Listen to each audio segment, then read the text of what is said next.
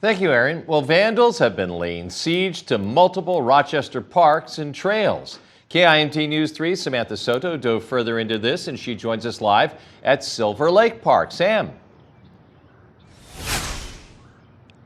That's right, George. I'm here at Silver Lake Park, and playgrounds like these endure a lot of abuse, but not necessarily deliberate abuse. And now Parks and Rec tells me that graffiti has become a growing problem in city parks.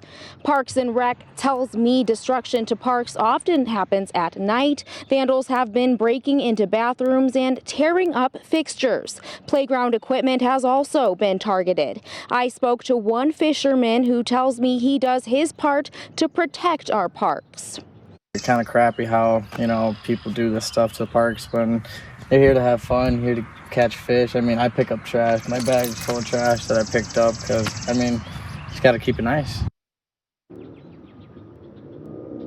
Parks and Rec tells me they keep good tabs on all their parks, and if they see an uptick in damage, they will let law enforcement know, keeping good contact with Rochester Police Department. Live in Rochester, Samantha Soto, KIMT News 3. Thank you, Samantha. Park vandalism obviously puts a strain on parks' budget, as there is no plan for that vandalism, and repairs have to come from the general operating budget.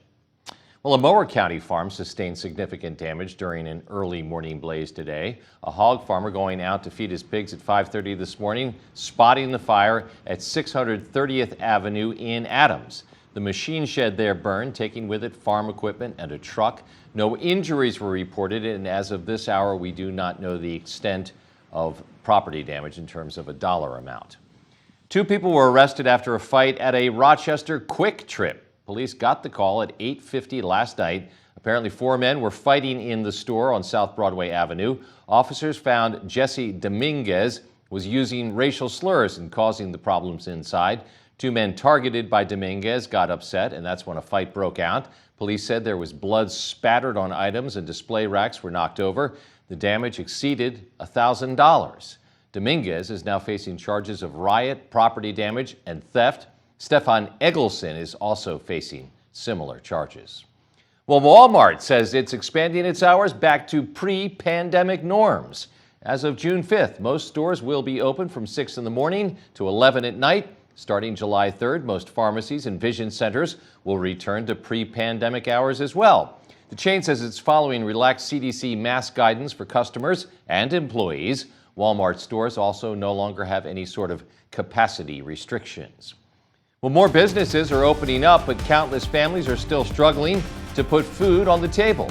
KIMT News 3's Alex Juergens is checking in with a local food bank about what it expects to see this summer. Plus, another vaccine has been granted emergency authorization by the World Health Organization. Aaron. Thanks, George. Here's a live look over Mesa City, showing some sunshine out there, some warm temperatures as well, but we got the heat coming our way as we head into the weekend. Check that weekend forecast coming up in just a few minutes. KIMT News 3 at 5. Your local news with KIMT News 3's Amy Fleming and George Mallet. Tracking storms with Storm Team 3 Chief Meteorologist Aaron White. This is KIMT News 3. More local news that is happening now from your community. We are coverage you can count on.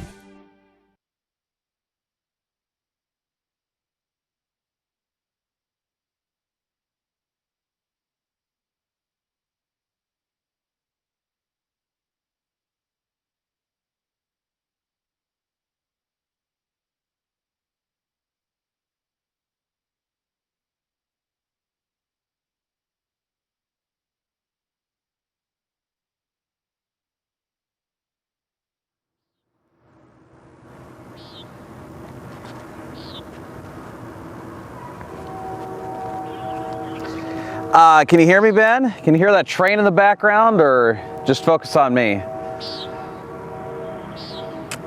Yeah, that's not me making that sound. I feel sluggish. I feel sluggish.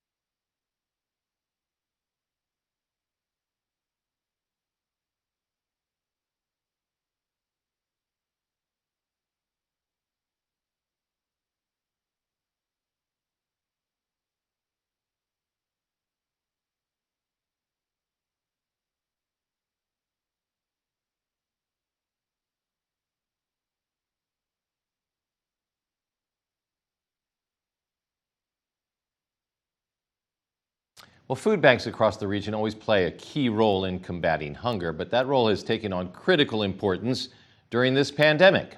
KIMT News 3's Alex Juergens joins us live at Hawkeye Harvest in Mason City with a look at what the folks there have been doing during this difficult year. Alex.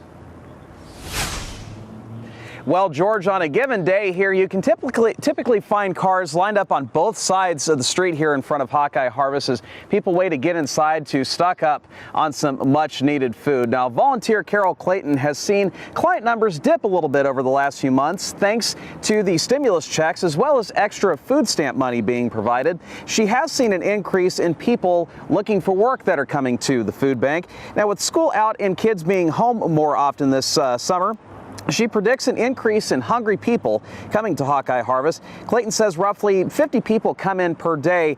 Yesterday, day after Memorial Day, 84 people came in to use the food bank.